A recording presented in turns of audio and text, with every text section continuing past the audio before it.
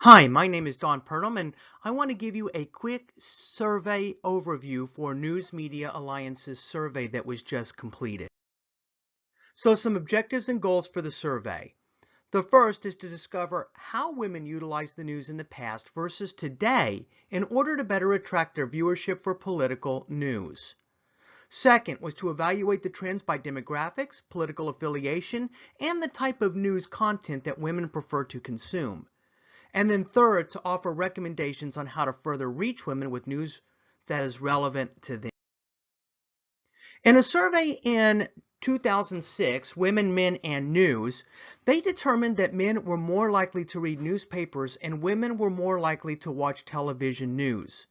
Additionally, women were also less likely to consume online news.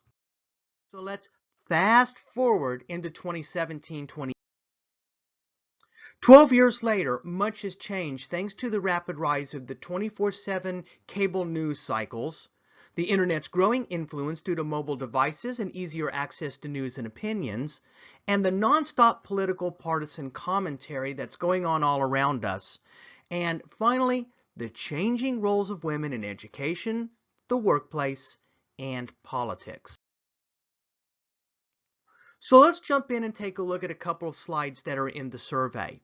The first is party affiliation by women and age groups. And what we noticed in here specifically is that from 41 to 60, things are fairly stable in terms of the parties that women are registering with.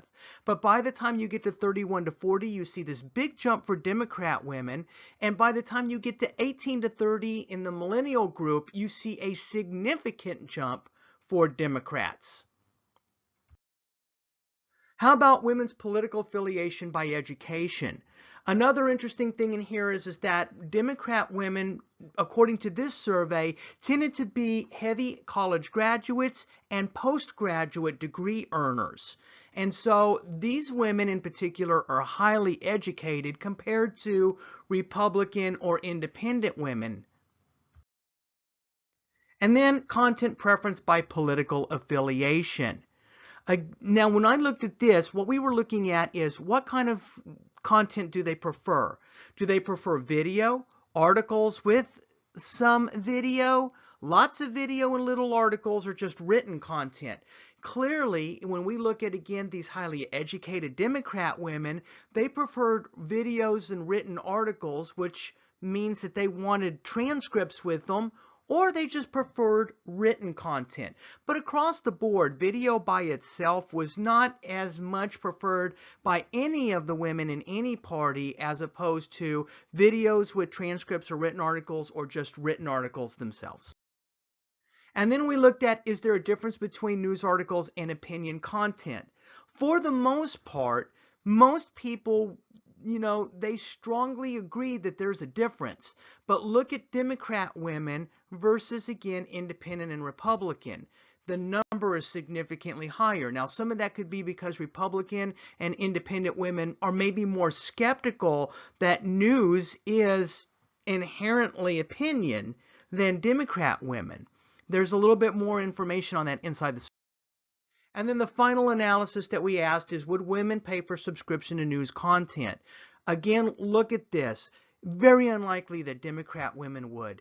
Now, it's more unlikely that Republican and independent women would than not, but nonetheless, the numbers were significantly higher among Democrat women when we looked at this by party affiliation. So what are the conclusions that we walked away with? Well, number one, this survey has highlighted that the majority of women who get their political news are highly educated and informed, politically partisan if they're millennials, most likely to be Democrats, and want to know when they are receiving news versus commentary. And finally, they prefer not to pay for access. Let's discuss a couple of recommendations. In order to reach women with the news they want, your members may need to research their demographics and determine if they are a news organization or an opinion resource. Determine who their specific target markets are. Decide what form of content to create. And how they're going to pursue unique financial strategies that will help them pay for excellent journalism while they still are pursuing healthy profits.